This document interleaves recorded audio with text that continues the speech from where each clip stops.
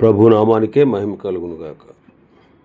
కూడి వచ్చిన మీ అందరికీ, కర్మిల ఆత్మీయ సహవాస సంఘ విశ్వాసులందరికీ మన ప్రభువును ఆయన ప్రియ కుమారుడునైన యేసుక్రీస్తు వారి శ్రేష్టమైన నామములో శుభములు మరియు అందరికీ వందనాలు. విలాప వాక్యములు 3వ అధ్యాయాన్ని మనం ధ్యానం చేసుకుంటున్నాం. విలాప వాక్యములు 3వ అధ్యాయం. ఇందులో ప్రాముఖ్యమైనటువంటి విషయం ఏంటంటే దేవుని కృప. దేవుని కృప. దేవుడు యోధా వారికి విధించిన శిక్ష, ఆ తర్వాత వారికి దేవుడు అనుగ్రహించిన నిరీక్షణ, ఆ విషయాలు మనం చూస్తాం. మరి అందులో భాగంగానే ఇంతవరకు 38 వచనాలు మనం ధ్యానం చేసుకున్నాం. 38 వచనాలు. 39వ వచనాన్ని మనం చదువుతాం.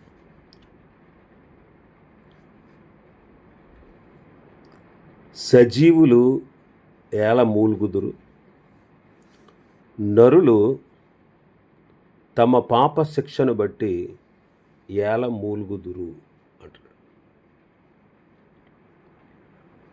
జీవమున్న నరుడు తన పాపమును బట్టి శిక్ష అనుభవిస్తూ మూలుగుచూ ఉండనేలా అంటున్నాడు. విలాప వాక్యములు ఈ గ్రంథం ఎంతో అమూల్యమైనది. ఈ వచనం ఇర్మియా రాసిన ఈ విలాప వాక్యం మధ్యలో కనిపిస్తుంది. యెరూషలేము నాశనమైపోయింది, ప్రజలు తీవ్ర కష్టాల్లో ఉన్నారు. అలాంటప్పుడు భక్తుడైన ఇర్మియా ఈ మాటలు రాశాడు. దేవుడు సార్వభౌమాధికారం కలిగినవాడు. దేవుడు అనుమతించకుండా మన జీవితాల్లో ఏదీ జరగదు. ఒక మనిషి కష్టాల్లో, నష్టాల్లో, శ్రమల్లో, బాధల్లో ఉన్నాడంటే దేవుడు వానిని హెచ్చరించడానికో లేదా సరిదిద్దడానికో దానిని అనుమతించి ఉండవచ్చు. మనం పడుతున్నటువంటి కష్టాలకు తరచుగా మన సొంత తప్పిదాలే కారణమని ఈ వచనం మనకు గుర్తు చేస్తుంది. దేవుడు నన్ను ఎందుకు శిక్షిస్తున్నాడు అని మనం ఫిర్యాదు చేసే బదులు నా ప్రవర్తనలో లోపం ఎక్కడ ఉంది అని మనిషి తనను తాను పరీక్షించుకోవాలి. అందుకే ఇక్కడ ఏమంటున్నట్టే సజీవులు అంటున్నాడు. అంటే జీవమున్న నరుడు అనే పదం అన్నమాట. అంటే మనం ఇంకా ప్రాణంతో ఉన్నాము అంటే దేవుడు మనకు ఇంకా అవకాశం ఇస్తున్నాడు అని అర్థం. మరణించి సమాధిలో ఉండాల్సిన మనకు మారు మనసు పొందేటువంటి అవకాశాన్ని దేవుడు ఆయుష్గా ఇచ్చాడు. కాబట్టి ఫిర్యాదు చేయడం, మూలగడం మానేసి దేవుని కనికరాన్ని మనం వెతకాలి. కాబట్టి ఈ వచనం మనకు తెలియజేసేది ఏంటంటే మనం సజీవులము అని గుర్తు చేస్తుంది. దేవుని పిల్లలు సజీవులు. క్రీస్తునందు విశ్వాసం ఉంచిన వారు సజీవులే, మృతులు కాదు. అయినా మన అవిధేయతలో దేవుని శిక్ష ఉండి మనం మూలుగటం సహజం. అయినా కూడా అది ఆశీర్వాదమే. ఎందుకని దేవుడు మనల్ని తన పరిశుద్ధతలో పాలు పొందుటకు శిక్షిస్తాడు. కాబట్టి ఈ వచనం నుంచి మనం నేర్చుకునే విషయం ఏంటంటే మనం కష్టాలు వచ్చినప్పుడు ఇతరులను లేదా ముఖ్యంగా దేవుణ్ణి నిందించడం సులభం, కానీ అది మన సమస్యను పరిష్కరించదు. మన కష్టాలకు మూలం ఏంటి అని మనం ఆలోచన చేస్తే చాలా కష్టాలకు మన పాపమే కారణం. అన్నిటిని గురించి నేను అంటలేదు, కానీ చాలా మన జీవితంలో ఎదురయ్యే చాలా కష్టాలకు మన పాపమే కారణం. అయితే ఏం చేయాలి? మనం దేవుని వైపు తిరిగి మనం క్షమాపణ అడగాలి. అందుకే ఈ అధ్యాయంలో యెహోవా కృపగలవాడు, ఆయన వాత్సల్యత ఎడతెగనిది అంటాడు. శిక్ష అనేది మనలను నాశనం చేయాలని కాదు, శుద్ధి చేయడానికి, మనల్ని శుద్ధీకరించడానికి అనే విషయాన్ని మనం గ్రహించాలి.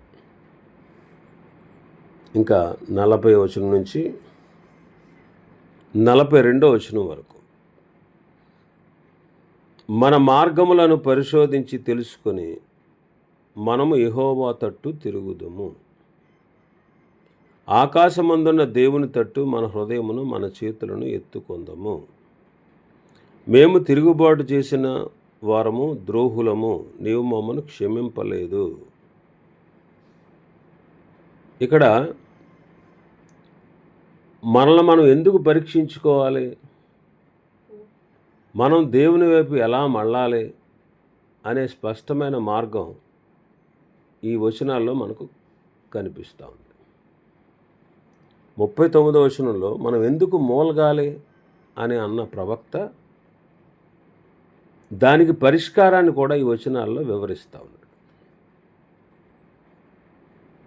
మనం మన మార్గాలను పరిశోధించి తెలుసుకొని యెహోవా తట్టు తిరగాలి. అది 40వ వచనంలో ఉంది. 41వ వచనంలో ఆకాశమందున్న దేవుని తట్టు మన చేతులను మన హృదయాలను ఎత్తాలి. 42వ వచనంలో మేము తిరుగుబాటు చేసిన వారము, అవిధేయులమై ఉన్నాము అని చెప్పాలి.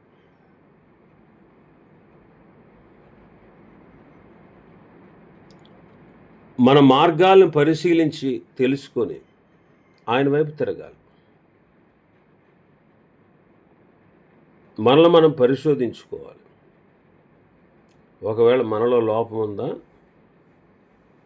ప్రభు దగ్గర ఒప్పుకోవాలి. ఆయన నమ్మదగిన వాడు, నీతిమంతుడు కనుక మనల్ని క్షమిస్తాడు. అందుకే అతిక్రమలు దాచిపెట్టువాడు వర్ధిల్లడు, ఒప్పుకొని విడిచిపెట్టువాడు కనికరం పొందుతాడు అంటాడు. మన సొంత ప్రవర్తనను, మన ఆలోచనలను, మన నడతను శోధించి, అంటే లోతుగా వెతికి చూడాలి. మన జీవితంలో దేవునికి ఇష్టం లేని కార్యాలు ఎక్కడైనా ఉన్నాయేమో అని మనల్ని మనం పరిశీలన చేసుకోవాలి. యెహోవా తట్టు తిరగాలి. పశ్చాత్తాపపడాలన్నమాట. తిరుగుబాటును వదులుకోవాలి. మనం తప్పు తెలుసుకున్నాం అనుకోండి, అక్కడ ఆగిపోకూడదు. మన తప్పు మార్గాలను విడిచిపెట్టి దేవుని వైపుకు మనం తిరిగి ఆయన వద్దకు రావాలి. ఇది కేవలం మాటలతో కాకుండా ప్రవర్తనలో మనం కలిగేటువంటి మార్పును సూచిస్తూ ఉంది. ఇప్పుడు చూడండి, నయోమి తన పెనిమిటి, తన 2 బిడ్డలతో బెత్లెహేమును విడిచి మోయాబుకు వెళ్ళారు.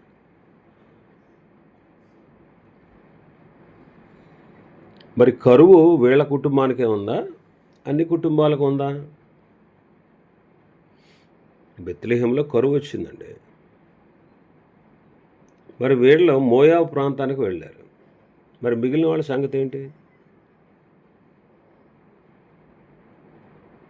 రకరకాలైన ప్రజలు ఉంటారు కదా. మిగిలిన వాళ్ళు ఏం చేశారు? ఆ యెరూషలేములోనే, ఆ బెత్లెహేములోనే ఉన్నారు. ఇప్పుడు అక్కడికి వెళ్ళిన తర్వాత నయోమి భర్త, నయోమి కుమారులిద్దరూ చనిపోయారు. నయోమి ఒక సంగతి వింది, దేవుడు తన ప్రజలను దర్శించాడని, ఆ కరువును పోగొట్టి సమృద్ధిని ఇచ్చాడని, వాళ్ళక్కడ హ్యాపీగా ఉన్నారు అనే విషయం వినబడినప్పుడు తాను ఒక మంచి నిర్ణయం తీసుకుంది. తిరిగి బెత్లెహేముకు వెళ్ళాలి అని నిర్ణయం తీసుకుంది. మరి వచ్చిన తర్వాత ఆశీర్వదించబడింది. అలాగే మనం కూడా ఆత్మ పరిశీలన చేసుకుని అక్కడే ఆగిపోకూడదు. మనం తిరిగి ఆయన వైపు తిరగాలి, ఆయన వైపు ప్రయాణించాలి. మాటలతో కాకుండా ప్రవర్తనలో ఆ మార్పును మనం సూచించాలి. ఇంకా ఏమంటున్నాడు? ఆకాశమందున్న దేవుని తట్టు మన హృదయమును మన చేతులను ఎత్తుకొందము అంటారు. చాలామంది ప్రార్థనలో చేతులు ఎత్తుతారు, ఇవి పైకి కనిపిస్తాయి, కానీ హృదయం ఎక్కడో ఉంటుంది. చేతులతో పాటు హృదయాన్ని కూడా ఎత్తాలి. అంటే మన అంతరంగం నుండి నిజాయితీగా, యథార్థంగా దేవునితో మనం మాట్లాడాలి. కాబట్టి మేము తిరుగుబాటు చేసిన వారము, 42వ వచనంలో నీవు మమ్మల్ని క్షమింపలేదు అంటున్నాడు. అంటే ఇక్కడ దేవుడు కఠినమైన వాడని అర్థం కాదు. మనం మన పాపాలను ఒప్పుకోనంత వరకు ఆ పాపం దేవునికి మనకు మధ్య ఒక అడ్డు గోడలా ఉంటుందన్నమాట. ఆ గోడను తొలగించాలంటే కన్ఫెషన్ అవసరం, ఒప్పుకోలు అవసరం.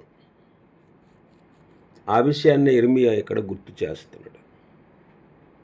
కాబట్టి దేవుడు తన పిల్లలను శిక్షించేది వారిని నాశనం అవ్వాలని కాదు, వారు తమ తప్పులు తెలుసుకొని తిరిగి ఆయన యొద్దకు రావాలనేది ఆయన యొక్క ఉద్దేశం. అందుకే 22, 23 వచనాల్లో మనం చూస్తాం, యెహోవా కనికరము మన మీద ఉంది కాబట్టి మనం నిర్మూలం కాలేదు అంటాడు. నిర్మూలం కాలేదు అంటాడు. ఆ తర్వాత మనం 43వ వచనం చదివితే, ఇశ్రాయేలును అనుభవిస్తున్న కఠినమైన పరిస్థితిని, దేవుని యొక్క ఉగ్రతను ఈ వచనం వర్ణిస్తూ ఉంది. భక్తుడైన ఇర్మియా తాను పడుతున్న వేదనకు ఈ వచనం మనకు స్పష్టతనిస్తుంది. 3 ముఖ్యమైన అంశాలు ఉన్నాయి ఈ వచనంలో. ఒకటి, దేవుని కోపం, దేవుని యొక్క కోపం. కోపము ధరించుకొనిన వాడవై నీవు మమ్మను తరుముచున్నావు, దయ తలచక మమ్మను చంపుచున్నావు. దేవుని కోపం అన్నమాట.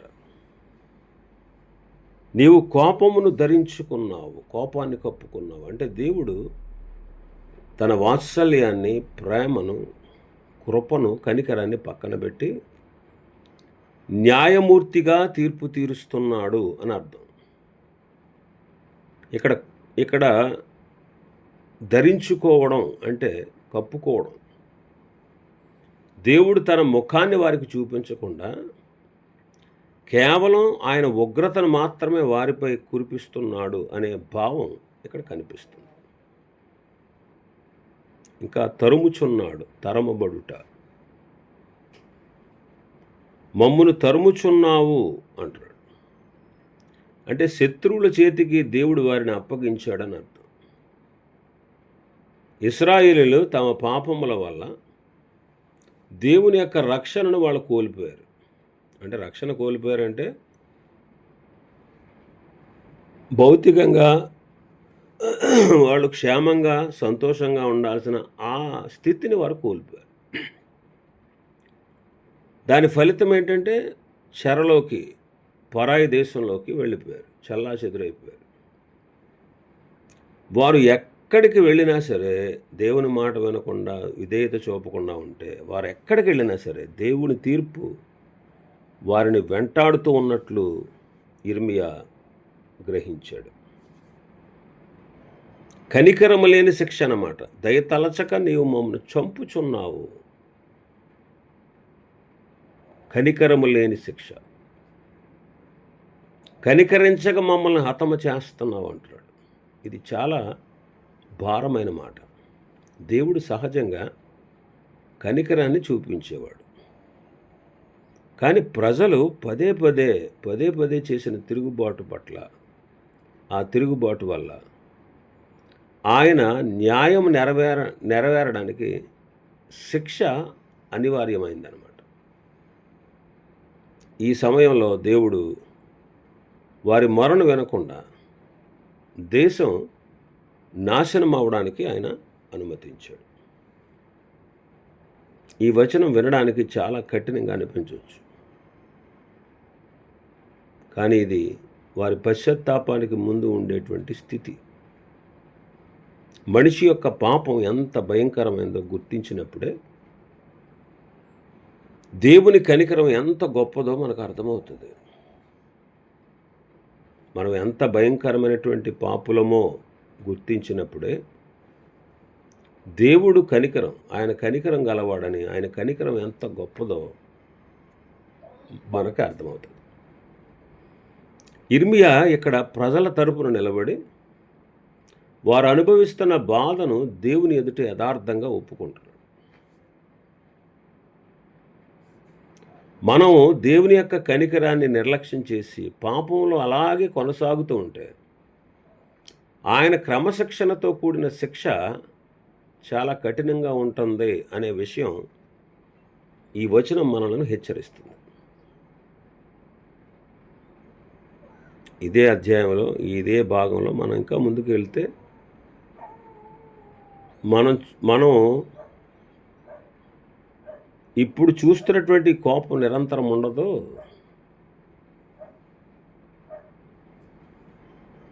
నిజాయితీగా మనం ఆయన వైపు తిరిగినప్పుడు ఆయన మళ్ళీ మనల్ని చేరదీస్తాడనేటువంటి విషయాలు మనం చూస్తాం.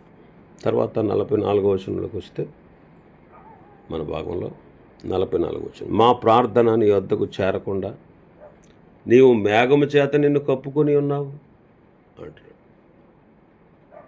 బాబు, మా ప్రార్థనలు మీ దగ్గరికి చేరట్లేదయ్యా, ఎందుకంటే నీవు మేఘము చేత నిన్ను కప్పుకున్నావు. దేవునికి మనకు మధ్య ఒక అడ్డుగోడ అన్నమాట.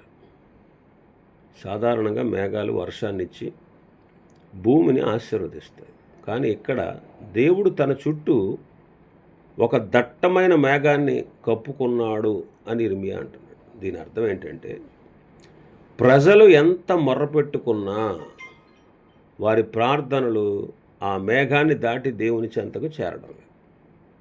మరి ఎందుకు ప్రార్థన అడ్డగించబడుతుంది? బైబిల్ ప్రకారం దేవుడు సెలవిచ్చిన మాట ఏంటంటే దేవుడు మన ప్రార్థనలు వినకపోవడానికి ప్రధానమైన కారణం పాపమే.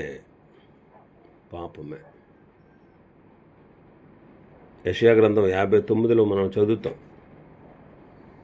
యెషయా గ్రంథం 59వ అధ్యాయం 2వ వచనం చదివితే, మీ దోషములు మీకును మీ దేవునికి అడ్డముగా వచ్చాను, మీ పాపములు ఆయన ముఖమును మీకు మరుగుపరచను గనుక ఆయన ఆలకింపకున్నాడు అంటాడు. ఆయన ఆలకింపకున్నాడు.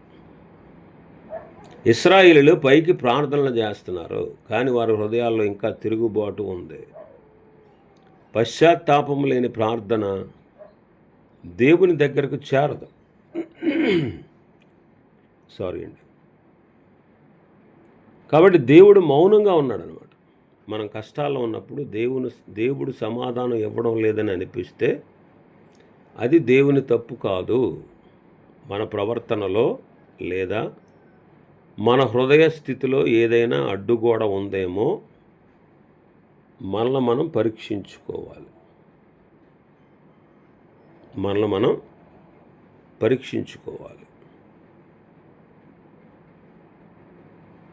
అందుకే కోపము ధరించిన వాడవై నీవు మమ్మను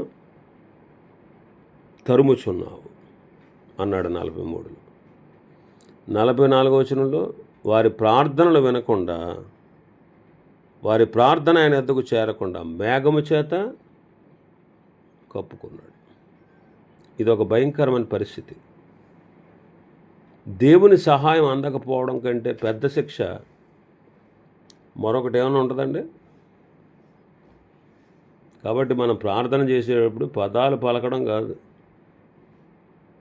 ముందుగా మన హృదయంలో ఉన్న మేఘాలను, అంటే పాపాన్ని, అవిధేయతను, అతిక్రమాన్ని తొలగించుకోవాలి. అప్పుడే మన ప్రార్థన ఆయన సింహాసనాన్ని చేరుతుంది. అప్పుడే మన ప్రార్థన ఆయన సింహాసనాన్ని చేరుతుంది. ఇంకా 45వ వచనం నుంచి 48వ వచనం వరకు మనం చూస్తే,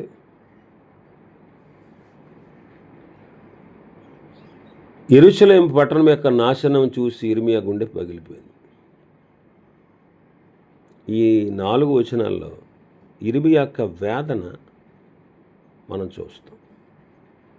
45వ వచనంలో జనముల మధ్యలో మమ్మల్ని అశుద్ధంగా మస్తుగా చెత్తగా పెట్టావన్నాడు.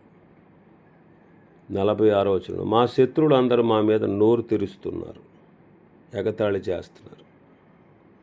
47వ వచనంలో భయము, గుంట, పాడు, నాశనం మాకు తటస్థించింది అంటాడు. 48వ వచనంలో నా జనులకు కలిగిన నాశనం నేను చూడగా నా కన్నీరు ఏరులై పారుచున్నది. అవమానం 45వ వచనంలో జనముల మధ్య చెత్తగా మస్తుగా పెట్టావు, అశుద్ధంగా పెంటగా చేసావు. ఒకప్పుడు దేవుని ఆశీర్వాదాలతో వర్ధిల్లినటువంటి ఇశ్రాయేలీలు ఇప్పుడు ఇతర దేశాల మధ్యలో పనికిరాని వస్తువుల్లాగా విసిరివేయబడ్డారు. పాపం ఒక మనిషిని, అంతేకాదు ఒక జాతిని ఎంత నీచమైన స్థితికి దిగదారుస్తుందో ఇది మనకు చూపిస్తూ ఉంది. ఇంకా 46వ వచనంలో మనం చూస్తే శత్రువుల పరిహాసం. శత్రువులు వారిని చూసి జాలిపడట్లేదు, సరికదా, నోరు తెరుస్తున్నారు, అంటే వాళ్ళు ఎగతాళి చేస్తున్నారు. వారి పతనాన్ని చూసి వారు సంతోషిస్తున్నారు. 47వ వచనంలో తీవ్రమైన భయం అన్నమాట, టెర్రర్. భయము, గుంట, పాడు, నాశనం ఇవే సంభవిస్తూ ఉన్నాయి. ఎటు చూసినా సరే ప్రమాదం అన్నమాట.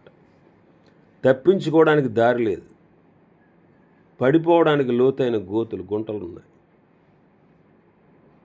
ఇది ఒక మనిషి యొక్క మానసిక ఒత్తిడిని, నిరాశను ప్రతిబింబిస్తుంది. అందువల్ల ఇర్మియా కన్నీరు కారుస్తున్నాడు.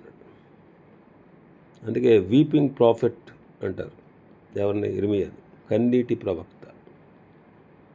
ఏమంటున్నాడు ఇక్కడ? నా జనులకు కలిగిన నాశనం నిన్ను చూడగా నా కన్నీరు ఏరులై నీటి కాలవల్లాగా ప్రవహిస్తుంది అంటున్నాడు.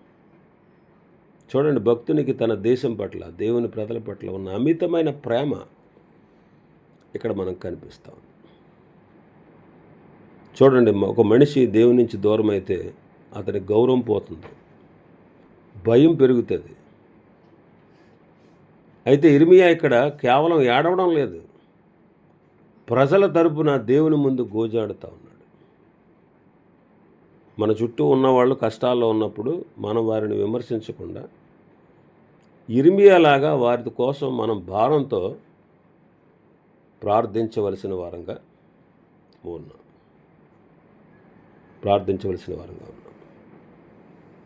ఇంకా చాలా విషయాలు ఈ అధ్యాయంలో ఉన్నాయి. ప్రభు చిత్తమైతే మరికొన్ని విషయాలు రేపటి దినాన్ని మనం ధ్యానం చేసుకుందాం. దేవుడు ఈ వర్తమాన వాక్యాన్ని మన వెనికిడిలో ఆశీర్వదించునుగాక. ఆమేన్. ప్రార్థన చేసుకుందామండి.